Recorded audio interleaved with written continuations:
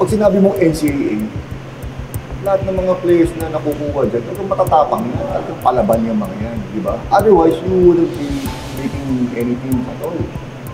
Wala kang ibang isipin na nakakapagbigay ng magandang opportunity sa mga high school players because once na tumapak ka ng sandal. So lahat na yun, system, upbringing, culture, lahat na yun. So from there, makikirin mo lang sa mga next journeys mo pagdating ng college. Memorable, siyempre, championship. I stayed para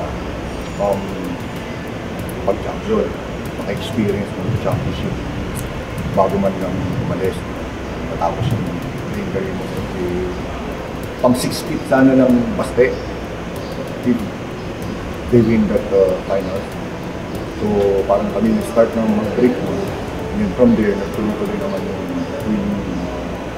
dynasty naman. Pag natuto ka mag-basketball, natuto ka mangarap na maging professional, future professional player, wala kang ibang dadaanan kundi NCAA. So, it's every kid's dream to play sa isang anything in the NCAA, that plays in the NCAA. So, everything, impact like that, it's what made me